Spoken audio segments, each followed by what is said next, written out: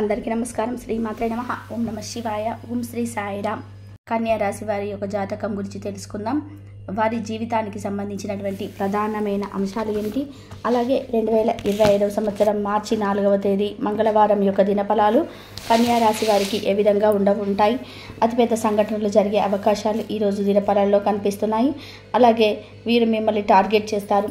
ఎవరిని మిమ్మల్ని టార్గెట్ చేస్తారు, ఎందుకు మిమ్మల్ని టార్గెట్ చేస్తారు, ఎటువంటి ప్రతికూల ఫలితాలు ఈరోజు దినఫలాల్లో కనిపిస్తున్నాయి, ఈ పూర్తి అంశాలన్నీ కూడా ఈరోజు ఈ వీడియోలో వివరంగా తెలుసుకుందాం.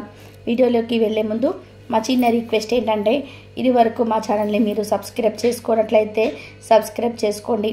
అలాగే పక్కనే ఉన్న గంట సింబల్ మీద ఆల్ అప్డేట్స్ని క్లిక్ చేయండి.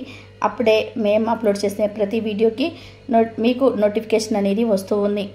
ఇక వివరాల్లోకి వెళ్తే కనుక, కన్యా రాశి అనేది రాశి చక్రంలోని 6వ రాశి. ఉత్తర 2, 3, 4 పాదాలు, హస్త 1, 2, 3, 4 పాదాలు, చిత్త 1, 2 పాదాల్లో జన్మించిన వ్యక్తులు కన్యా రాశి వారి కిందికి వస్తారు. ఈ రాశి అధిపతి బుధుడు. ముందుగా వీరి యొక్క వ్యక్తిత్వాన్ని మనం గమనిస్తే, కన్యా రాశి వారు రహస్య స్వభావులు, మనసులోనే బయటకి చెప్పడం వీరికి నచ్చని పని. అలాగే వ్యవహార విషయాలను కూడా తమదైన శైలిలో తెలియజేస్తారు. గొడవలకు వీరు ఎంత వీలైతే అంత దూరంగా ఉంటారు. అలాగే చాలా సిస్టమేటిక్గా ఉంటారు. క్రమశిక్షణకు, ఆరోగ్యానికి, సమయ పాలనకు ఎక్కువగా ప్రాధాన్యతను ఇస్తారు. ఇక ముఖ్యంగా విషయంలోకి వస్తే, మార్చి 4వ తేదీ మంగళవారం రోజున అతి పెద్ద సంఘటన అయితే మీ జీవితంలో జరగబోతున్నాయి. అయితే మీ పైన ఒక ఆరోపణ చేయబడే అవకాశాలు కనిపిస్తున్నాయి. మీ తోటి ఉద్యోగస్తులు కానీ, ఇరుగు పొరుగు కుటుంబ సభ్యులు కానీ, ఒకరు అంటే మీ యొక్క శత్రువులు ఎవరైతే ఉన్నారో, అంటే మీరు వారితో సన్నిహితంగా ఉన్నప్పటికీ, చక్కగా మాట్లాడుతున్నప్పటికీ, వారు మాత్రం మీ పైన కుళ్ళును, అసూయను పెంచుకొని మిమ్మల్ని శత్రువులుగా చూస్తున్నారు. వారు మిమ్మల్ని టార్గెట్ చేసే అవకాశాలు కనిపిస్తున్నాయి. అయితే మిమ్మల్ని టార్గెట్ చేసి నలుగురిలో మిమ్మల్ని అవమానపరచడానికి ఒక ప్లాన్ వేసే అవకాశాలు కనిపిస్తున్నాయి. ఎటువంటి చిన్న చిన్న పొరపాట్లు చేసినా కానీ వారికి అవకాశం ఇచ్చిన వారు అవుతారు. కాబట్టి జాగ్రత్తగా ఉండండి. ముఖ్యంగా మీరు మాట్లాడే ప్రతి మాటలో మీరు జాగ్రత్త వహించడం చాలా ఉత్తమం. ఎందుకంటే మీరు మాట్లాడినటువంటి మాటల్లో తప్పులు వెతికి నలుగురిలో అవమానపరచడానికి వారు మిమ్మల్ని టార్గెట్ చేసే అవకాశాలు కనిపిస్తున్నాయి. కాబట్టి ఈ అంశంలో ఖచ్చితంగా కన్యారాశి జాతకులు తగిన జాగ్రత్తను అయితే తీసుకోవాలి. మిగిలిన అంశాలు చూస్తే మిశ్రమమైన ఫలితాలు అయితే కనిపిస్తున్నాయి. చాలా కాలం నుండి మీరు ఏదైనా ఉద్యోగ ప్రయత్నం చేస్తున్నట్లయితే ఆ ప్రయత్నం ఖచ్చితంగా సఫలీకృతం అవుతుంది. చక్కటి ఉద్యోగ అవకాశం మీ ముందుకు వస్తుంది. అలాగే ఆర్థిక స్థితి మెరుగుపడడానికి మీరు ఇదివరకు ఏదైనా ప్రయత్నం చేసి ఉన్నట్లయితే కనుక ఆ ప్రయత్నం కూడా ఖచ్చితంగా ఫలిస్తుంది. అలాగే వ్యాపారస్తులకి, వినియోగదారులు ఒకరితో గొడవ జరిగే అవకాశాలు ఉన్నాయి. మరొకరి వల్ల మీరు ప్రశంసలు పొందుకుంటారు. అంటే ఒకరు మీతో గొడవ పడితే మరొకరు మీ గురించి గొప్పగా మాట్లాడతారు. అంటే కొంత దుఃఖం, కొంత అసంతోషం అనేది ఈరోజు దినఫలాల్లో వ్యాపారస్తులకి, వినియోగదారులకు ఉండబోతుంది. అలాగే తోటి ఉద్యోగస్తుల్లో కూడా మళ్ళీ ఒకరు టార్గెట్ చేస్తే ఒకరు మీకు సపోర్ట్గా నిలిచే అవకాశం ఉన్నాయి. ఈ విధంగా అనుకూల ప్రతికూల ఫలితాల మిశ్రమంగా ఈరోజు మీకు గడపబోతుంది. ఈ విదేశాలకు వెళ్ళాలని ఎవరైతే చాలా కాలంగా ప్రయత్నాలు చేస్తున్నారో దానికి సంబంధించిన ఒక అప్డేట్ న్యూస్ అయితే రిసీవ్ చేసుకుంటారు. ఈ విధంగా కొన్ని ఊహించని సంఘటనలు జరుగుతాయి. అలాగే మిమ్మల్ని టార్గెట్ చేసే వ్యక్తులు కూడా ఉన్నారు. మిమ్మల్ని అవమానపరచడానికి, మీకు మాట్లాడిన మాటలు తప్పులు వెతకడానికి ప్రయత్నం చేసి నలుగురిలో మిమ్మల్ని అవమానపరచడానికి వారు ప్లాన్ వేస్తున్నారు. జాగ్రత్తగా ఉండండి. అప్రమత్తత అనేది చాలా అవసరం. ముఖ్యంగా ఈరోజు దూర ప్రయాణాలు చేసేవారు డ్రైవింగ్ విషయంలో కూడా చాలా జాగ్రత్తగా ఉండాలి. నిద్రలేమితో, అలసటతో డ్రైవింగ్ చేయకండి. అది మీకు ప్రమాదాలను తెచ్చిపెడుతుంది. అయితే కన్యా రాశి వారు ప్రతికూలతలు అనుకూలంగా మార్చుకోవడానికి శివారాధన తప్పనిసరి చేసుకోండి. శివ స్తోత్రం పారాయణం చేయండి. ముఖ్యంగా శివ భగవానుని మనసులో మననం చేసుకోవడం ద్వారా మీకు కొంచెం ఉన్న ప్రమాదం మీ దరిదాపులోకి కూడా రాదు. ఈ విషయాన్ని గమనించండి. అలాగే కన్యా రాశి వారు మీకు తోచినంతలో మీ శక్తి మేరకు పేదలకు దాన ధర్మాలు చేయండి. అపారమైన పుణ్యఫలాన్ని మీరు ఖచ్చితంగా పొందుకుంటారు. మంగళవారం రోజు కన్యా రాశి వారికి ఒకటి అనుకుంటే మరొకటి అయితే జరుగుతుంది. చికాకులు ఎక్కువగా ఉంటాయి. ఆవేశం మరియు కోపం పెరుగుతాయి. తోటి వ్యక్తులతో మాట్లాడేటప్పుడు అవగాహన రాహిత్యం చోటు చేసుకుంటుంది. కొంతమందికి రుణ ప్రయత్నాలు కూడా తప్పకపోవచ్చు. వృధా ఖర్చులు కూడా కాస్త పెరిగేటువంటి కాలంగా చెప్పుకోవచ్చు. ప్రయాణాలకు దూరంగా ఉండడమే మంచిది. ఏమైనా ఒక అంశం పట్ల ఈ రోజును ఒక అంచనాకు రాకపోవడమే ఉత్తమమే అవుతుంది. మొత్తం మీద చెప్పాలి అంటే ఈ రోజు మరియు రేపు కూడా రోజువారీ పనులకు పరిమితం కావడమే మేలుడు కలిగిస్తుంది. ఇక బుధుడి యొక్క రాశి మార్పు కారణంగా కన్యా రాశి వారికి దాదాపుగా మరొక 2 నెలల కాలం పాటు గొడవలు అధికంగా ఉంటాయి. అందుకే ఈ గొడవల విషయంలో కన్యా రాశి వారు ఎంత జాగ్రత్తగా ఉంటే అంత మంచిది. ఈ సమయంలో మీ యొక్క జీవిత భాగస్వామికి కూడా అంత అనుకూలతలు ఉండవు.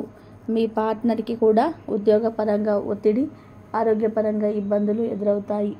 ఈ కారణం చేత వైవాహిక జీవితం కాస్త సమస్యల్లో పడే అవకాశం ఉన్నది. నా భార్య కదా లేదా నా భర్తే కదా అని మీరు అనుకోండి. ఏదైనా చిన్న చిన్న మాటలు సరదాగా తీసుకొని మాట్లాడినా ఎదుటివారికి అవి చెడుగా అనిపించి వివాదాలు పెట్టుకునే అవకాశం ఉన్నది. ఇలా కూడా భార్యాభర్తల మధ్య గొడవలు అయితే పెరిగే ఛాన్సులు ఉన్నాయి. ప్రతి పనికి కూడా ఆటంకాలు ఎక్కువగా ఉంటాయి.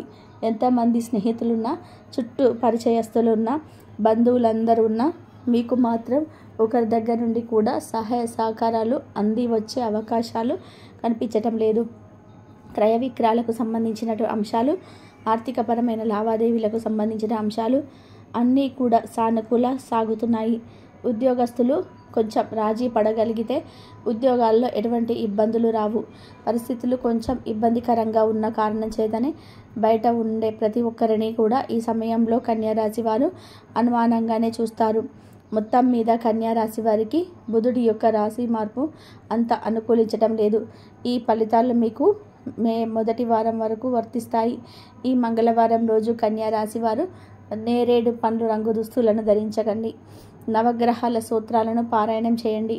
ఈ మంగళవారం రోజున ఉన్నటువంటి తిథి పంచమి, నక్షత్రం భరణి నక్షత్రం, రాహుకాలం మధ్యాహ్నం 3 గంటల నుండి 4 గంటల 30 నిమిషాల వరకు, యమగండం ఉదయం 9 గంటల నుండి 10 గంటల 30 నిమిషాల వరకు, సూర్యోదయం 6 గంటల 43 నిమిషాల వరకు, సూర్యాస్తమయం 6 గంటల 23 నిమిషాల వరకు, అమృతకాలం రాత్రి 10 గంటల 12 నిమిషాల నుండి 11 గంటల 40 నిమిషాల వరకు, దుర్ముహూర్తం ఉదయం 9 గంటల 3 నిమిషాల నుండి 9 గంటల 50 నిమిషాల వరకు, అలాగే రాత్రి 11 గంటల 18 నిమిషాల నుండి 12 గంటల 8 నిమిషాల వరకు. ఈ రోజంతా శుభప్రదంగా సాగడానికి ఉదయం వేళ దీపారాధన పూర్తయ్యాక ఆ దీపాన్ని కుమారస్వామిగా భావించి నమస్కారం చేసుకోండి.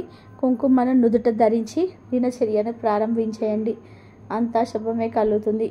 ఈ మంగళవారం నిజంగా చాలా విశేషమైనది కాబట్టి మీకు దగ్గరలో ఎక్కడైనా నాగశిలలు కానీ, జంట నాగులు కానీ లేదా పుట్ట కానీ ఉంటే సాయంత్రం వరకు పుట్టకు పాలు వేయండి. పరిహారం కుదరకపోతే ఇంట్లో నాగ్య పడగలు ఉంటాయి కదా, పూజించుకోండి.